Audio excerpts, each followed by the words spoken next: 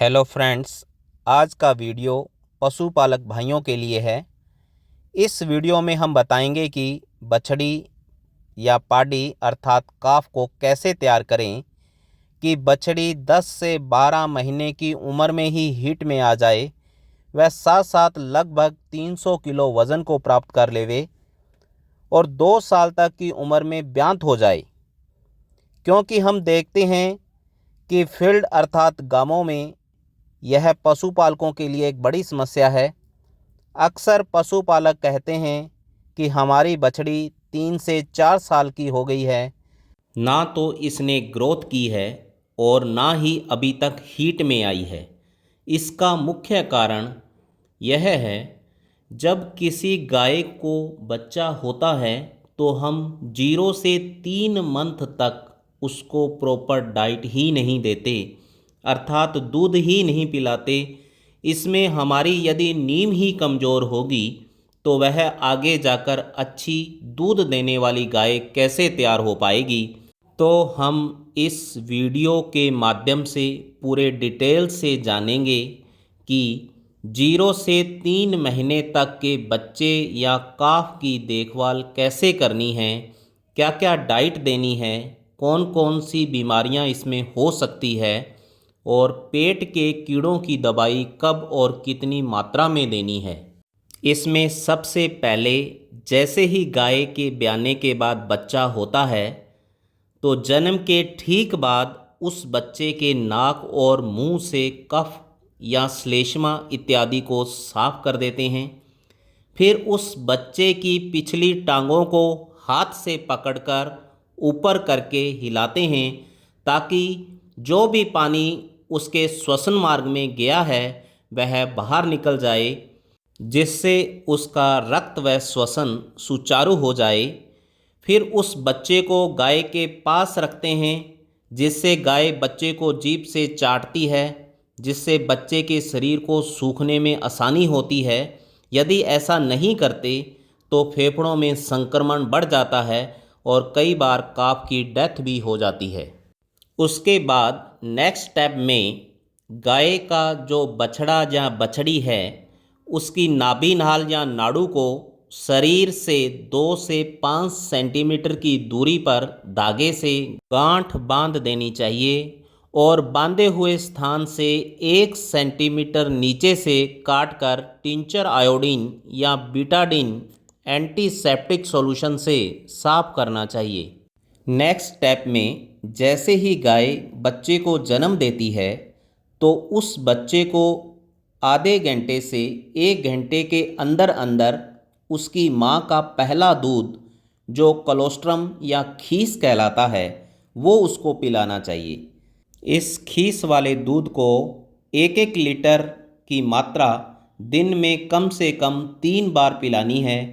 Colostrum या खीस वाला दूध नॉर्मल दूध से बहुत ही ज़्यादा पौष्टिक होता है। इसमें नॉर्मल दूध की अपेक्षा बहुत ज़्यादा प्रोटीन की मात्रा होती है, अर्थात नॉर्मल दूध की अपेक्षा इसमें 5 गुना ज़्यादा प्रोटीन होता है।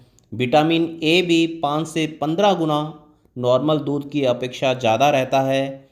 इस दूध में मिनरल्स के रूप में कॉपर, आयरन, मैग्नीशियम, मैग्नीज की भी अच्छी मात्रा होती है और विटामिन्स के रूप में vitamin A, vitamin B1, vitamin B2, vitamin B5 and choline अच्छी मात्रा में पाए जाते हैं। इस कोलोस्ट्रम वाले दूध में अमीनोग्लोबुलिन्स होते हैं। यह एंटीबॉडीज़ का स्रोत होता है और यह काफ की इम्यूनिटी को बढ़ाता है, जो काफ को विभिन्न प्रकार की बीमारियों से बचाता है। इसमें काफ को 0 से 3 दिन तक खीस या कोलोस्ट्रम वाला दूध पिलाते हैं और यह दूध 1-1 लीटर करके टोटल 3 लीटर की मात्रा के अंदर पूरे दिन में पिलाया जाता है और चौथे दिन से उस काफ को जो दूध की मात्रा देनी है उसमें उसके बॉडी वेट का 10% देना है। अर्थात इसका मतलब यह है कि यदि काफ का वज़न 30 किलो है तो उसको हमारे को 3 किलो दूध देना है। यदि काफ का वज़न 40 किलो है तो उसको 4 किलो दूध की मात्रा देनी है और यह मात्रा हमारे को कंटिन्यू 3 महीने तक जारी रखनी है। इसमें काफ को हरा चारा व सूखा चारा बिल्कुल भी नहीं देना चाहिए, क्योंकि हम जानते हैं कि जो रूमिनेंट पशु हैं, गाय और भैंस हैं, तो इनके अंदर क्या है कि जो पेट के अंदर 4 भाग होते हैं, रूमन, रेटिकुलम, ओमेजम और एबोमेजम।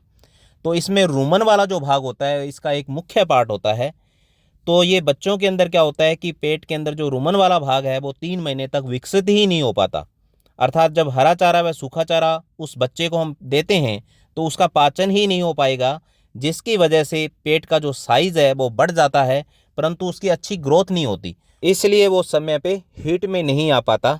कभी कभी कारणवश गाय या भैंस के पार्चुरेशन अर्थात ब्याने के बाद उसकी डेथ हो जाती है, जिसकी वजह से उस बच्चे को खीस या कोलोस्ट्रम नहीं मिल पाता।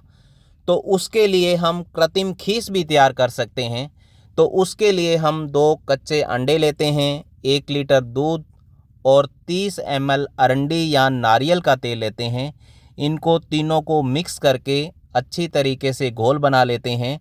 इस प्रकार से तैयार हुए खीस को दिन में 3 बार पिलाना चाहिए। यदि हम गाय के बच्चे को 3 महीने तक दूध नहीं पिला सकते तो कम से कम 21 दिन तक उसके बॉडी वेट का 10% उसको दूध अवश्य पिलाना चाहिए। 21 दिन के बाद काफ स्टार्टर फीड इसमें ऐड कर सकते हैं। इसमें यदि काफ स्टार्टर फीड यदि शुरू करते हैं तो इसमें बच्चे को कम से कम 4 वीक से लेकर 13 वीक तक 1 किलो दूध तो देना ही है, और उसके साथ साथ हम चौथे वीक पर काफ स्टार्टर जो फीड है वो 300 ग्राम से स्टार्ट करते हैं। वह इसकी मात्रा हर सप्ताह के बाद 100 ग्राम बढ़ाते हुए चले जाते हैं। तो इस प्रकार से यदि काफ 13 वीक तक पहुंच जाता है तो इसकी काफ स्टार्टर की जो मात्रा रहती है फीड की वो 1.5 किलो तक हम इसको दे सकते हैं। वैसे तो काफ स्टार्टर फीड मार्केट में अवेलेबल है, परंतु इसको घर पे भी तैयार किया जा सकता है। तो इसके कंपोजिशन में देखें तो इसमें 40% प्रोटीन होता है। प्रोटीन के रूप में हम विभिन्न प्रकार की दालों की चूरी ले सकते हैं। इसमें 30% कार्बोहाइड्रेट होता है, अर्थात अनाज के रूप में इसमें गेहूं, जौ, जवार, बाजरा, मक्का इत्यादि को शामिल कर सकते हैं। इसमें 27% फैट होता है, और फैट के रूप में हम सरसों या मूंगफली की खली ले सकते हैं। और इसमें 2% मिनरल मिक्सचर मिलाते हैं और 1% नमक को मिलाते हैं। तो इस प्रकार से काफ स्टार्टर फीड तैयार हो जाता है। अब हम काफ डिवर्मिंग के बारे में जानते हैं कि काफ को कीड़ों की दवाई कब देनी चाहिए। काफ में कीड़ों की दवाई की पहली डोज 21वें दिन पे देते हैं। उसके बाद पहली डोज के 1 महीने के बाद फिर उसकी डिवर्मिंग करवाते हैं। इस प्रकार से हर महीने के अंतराल पर 6 महीनों तक लगातार हर महीने डिवर्मिंग करवाते हैं। उसके बाद जब काफ 6 मंथ का हो जाता है तो उसकी डिवर्मिंग 3 महीने के अंतराल के बाद करवाते रहते हैं। वैसे तो मार्केट में काफ डिवर्मिंग की विभिन्न प्रकार की दवाइयाँ उपलब्ध होती है। तो उसमें लिक्विड फॉर्म में जैसे पाइपराजिन एडिपेट है, तो इसकी 15 से 30 ml डोज हम 30 kg वज़न पर दे सकते हैं।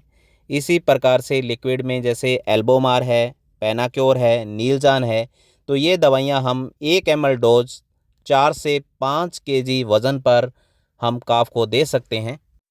क्रॉस ब्रीड एनिमल जैसे HF है, जर्सी है, तो उनके जो काफ है उनकी डीबडिंग भी की जाती है। तो डीबडिंग की जो एज होती है वो 10 से 20 दिन एज को बेस्ट माना जाता है। तो उस एज पे डीबडिंग अवश्य करवानी चाहिए। इस वीडियो में हमने गाय और भैंस के बच्चों की देखभाल कैसे करते हैं, अर्थात काफ की केयर को कैसे करेंगे, तो इसके बारे में पूरे डिटेल से डिस्कशन किया। तो यह वीडियो आपको कैसा लगा प्लीज़ कमेंट करके बताएं। यदि मेरे चैनल को आपने सब्सक्राइब नहीं किया है तो प्लीज़ मेरे चैनल को सब्सक्राइब करें, ज़्यादा से ज़्यादा शेयर करें, लाइक करें। धन्यवाद।